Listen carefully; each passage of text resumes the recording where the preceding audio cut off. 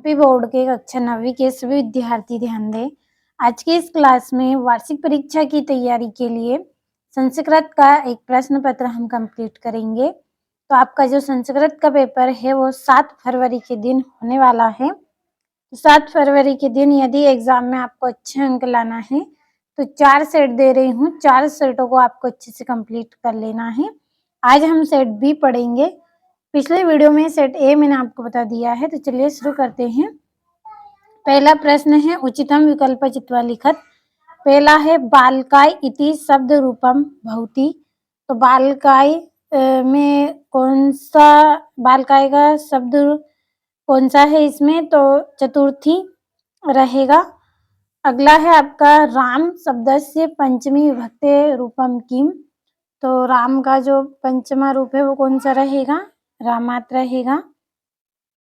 तीसरा है नधा इति रूपम भवति। तो इसका आंसर रहेगा आपका तो नधा इति रूपम भवति। तो नधा का क्या रहेगा आपका आंसर इसमें? तृतीया विभक्ति। तो ये हो गए हैं आपके 3 सही विकल्प। अब चलिए चौथा समझ लेते हैं। चौथा है आपका फल शब्द से षष्ठे विभक्ते रूपम किम। तो फल शब्द का षष्ठी विभक्ति आपकी क्या रहेगी? फलस्य रहेगा इसका आंसर। अगला है मुनाया रूपम भवति। तो इसका आंसर रहेगा आपका तृतीया। और अगला है औद्योलिखितेषु अव्ययम पदम नास्ति। तो इसका आंसर रहेगा प्रा। अब अगला आपका जो प्रश्न है उसमें रिक्त स्थान भरने हैं आपको। तो चलिए शुरू करते हैं हमारे रिक्त स्थानों को। पहला है गम धातो रट लकारस्य रूपम डेडेस अस्ति। तो इसका आंसर रहेगा गमिश यामी। दूसरा है अभवत इतस्मिन रूपे डेडेस लकार अस्ति। तो लड लकार इसमें रहेगा। तीसरा है लोट लकार है डेडेस इति पदे अस्ति। तो इसका आंसर रहेगा पढ़तु। और अभवत इति पदे डेडेस कालः भवति। तो इसमें आपका भूतकाल रहेगा। और प्रारः तस्मिन् पदे डेडेस उपसर्ग अस्ति। तो इसका रहेगा आपका प्रा। और प्रति उपसर्ग युक्तः शब्दः डेडेस अस्ति। तो इसका रहेगा प्रत्येक। तो ये हो गए हैं रिक्त स्थान। कंप्लीट अच्छे से कर लें। अब चलिए जोड़ियों को समझ लेते हैं। तीसरा प्रश्न है आपका, इसमें आपको जोड़ियां भरनी है। तो पहली जोड़ी रहेगी आपकी पढ़ितुम। तो पढ़ितुम की जोड़ी क्या रहेगी? तुमुन। दूसरी है करनियम। तो करनियम की जोड़ी रहेगी अनियर। तीसरी जोड़ी है विहाय। तो विहाय की जोड़ी रहेगी आपकी लप्य। लप्य आएगा इसका आंसर। चौथी जोड़ी है वृक्षः स्वयं न खादन्ति। तो वृक्ष स्वयं क्या नहीं खाते हैं? फल नहीं खाते हैं। तो फलानी इसका आंसर रहेगा। और कुत्र दरिद्रता ना भवेत। तो इसका आंसर आपका रहेगा वचने। छठी जोड़ी है कुंभकारः घटान रचयति। तो इसका आंसर रहेगा जीविका हेतु। तो ये हो गई हैं आपकी जोड़ियां। अब चलिए अगला प्रश्न क्या है उसको समझ लेते हैं। तो ये आपका अगला प्रश्न है जिसमें एक वाक्य में उत्तर आपको करना है। पहला है आपका एक वाक्य में उत्तर खिन्नः बालः अनायो पदायो विशेष पदम किम। तो इसका आंसर आपका रहेगा खिन्ना।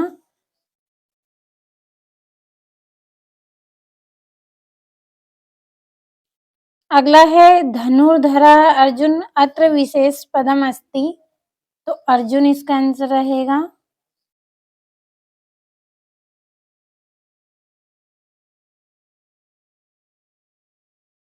अगला है सरस्वती तस्य पदस्य परायपदम अस्ति। तो इसका रहेगा वाणी।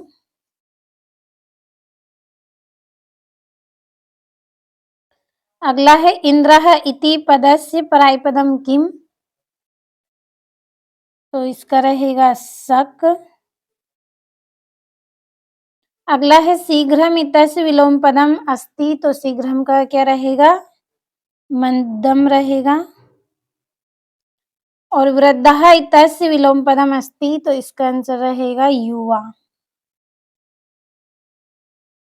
ये एक वाक्य में उत्तर हो गए हैं आपके। अगला जो प्रश्न है इसमें आपको शुद्ध वाक्यान सक्षम आम, अशुद्ध वाक्यान सक्षम न इति लिखत। जो सत्य है उसके सामने आपको आम करना है, जो सही है और जो गलत है उसके सामने आपको ना लिखना है। तो पहला है मनोरथः इति पदे विसर्ग संधि अस्ति, तो इसका रहेगा आम। अगला है सज्जनः इति पदे व्यंजन संधि भवति, तो ये भी आम रहेगा।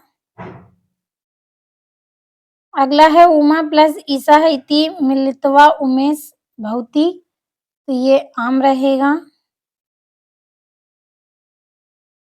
अगला है पंच पात्रम इति पदे द्विगु समास भवति, तो आम रहेगा।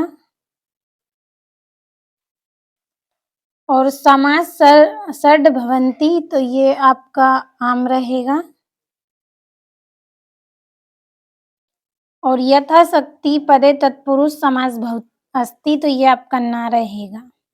तो ये हो गए हैं सत्य सत्य। छठा प्रश्न है कवि वाणी किम कथयति। सातवां है जंतवः केन तुष्यन्ति। आठवां है सलिलं त्वं वीणां कर्णिं कथम उच्छलेत। तो ये आपके 2-2 नंबर के प्रश्न हैं, पूरे महत्वपूर्ण हैं। भरोसा रखें, अच्छे से कंप्लीट आपको कर लेना है सभी प्रश्नों को।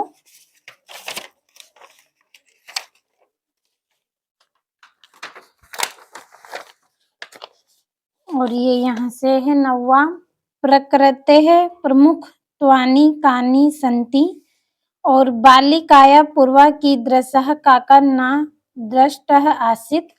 और ये आपके यहाँ पे प्रश्न का निर्माण करना है आपको 11वीं में। और 12वां है ये आपका यहाँ से। और जो 13वां है इसमें वाक्य परिवर्तन करने हैं आपको। और 14वें में आपको सुभाषितानी का श्लोक करना है। तो पूरे महत्वपूर्ण प्रश्न बताए हैं आपको। और ये 15वां जिसमें शुद्ध अशुद्ध करने हैं आपको। श्री गणेशाय नमः, अहम सत्यम वदसि और महसा फलाय खादति, 3 दिए हैं, 2 करने हैं।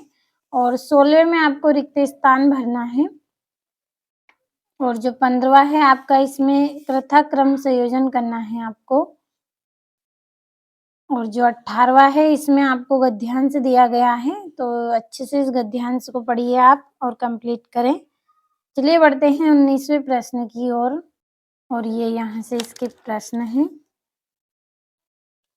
और ये आपका यहाँ से अथवा है, तो कंप्लीट अच्छे से करिएगा आप, पूरे महत्वपूर्ण प्रश्न हैं। और ये यहाँ से 19वां प्रश्न। और ये यहाँ पे आपके क्वेश्चन हैं। यहाँ से आपका अथवा है। और ये आपका 20वां प्रश्न।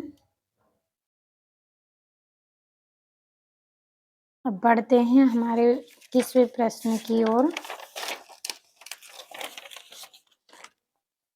ये अथवा है आपका।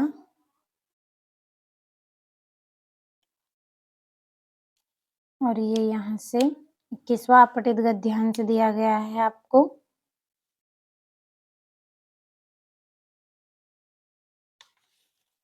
और ये यहाँ से आपका 22वां है जिसमें आपको अवकाश करनी है। तो भरोसा रखिए आप, पूरे महत्वपूर्ण प्रश्न आपको बताए हैं। कंप्लीट अच्छे से आप सभी प्रश्नों को कर लें।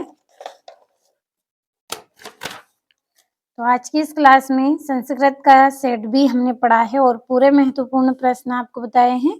तो कंप्लीट अच्छे से कर लें।